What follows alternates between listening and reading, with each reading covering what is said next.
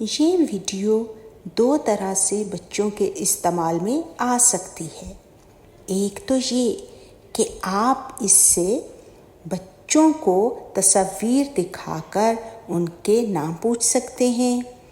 اور دوسرا یہ کہ آپ ایک کوئز کی صورت میں دونوں تصاویر کو دکھاتے ہوئے سوال پوچھیے کہ کون سا جانور کس نام کے ساتھ شروع ہو رہا ہے۔ اور تیسری چیز یہ کہ جب یہ ویڈیو مکمل ہو جائے تو بچوں سے کہیے کہ اس میں موجود جانور یا پرندے جو بھی ہیں ان میں سے ان کا پسندیدہ جانور یا پرندہ کون سا ہے، اس کا نام بتائیں، اس کی خصوصیات بتائیں، جیسا کہ وہ کیا کھاتا ہے، وہ جانور یا پرندہ کیا کھاتا ہے،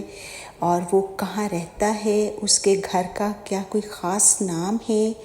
اور یہ کہ کیا وہ جانور یا پرندہ سردی میں زیادہ رہتا ہے یا پھر اسے پانی میں رہنا پسند ہے۔ یہ ساری باتیں آپ اس ویڈیو کے تھرو کر سکتے ہیں۔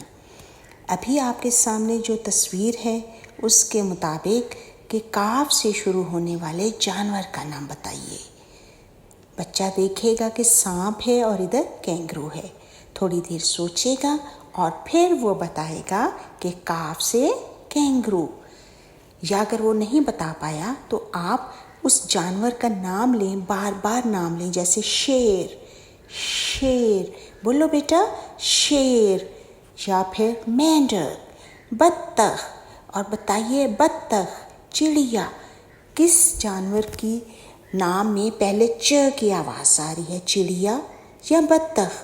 اس طرح سے بچے سے پوچھیں گے تو یقیناً بچہ بہتر طور پر بتا دے گا۔ تو اسی طرح سے پھر بچے سے ہم ان جانور یا پرندوں کی خصوصیات کے بارے میں پوچھیں گے کہ وہ کیا کھاتے ہیں، کہاں رہنا پسند کرتے ہیں، کتنی ٹانگیں ہوتی ہیں، کیا کان لمبے ہوتے ہیں، دم چھوٹی ہوتی ہے۔ یہ ساری باتیں بچوں سے معلوم کریں، اور اگر وہ لکھ سکتے ہیں تو پھر انہیں کہیے کہ وہ اسے لکھیں یا پھر ڈرا کریں خود سے کسی کاغذ پر یا پھر سلیٹ پر۔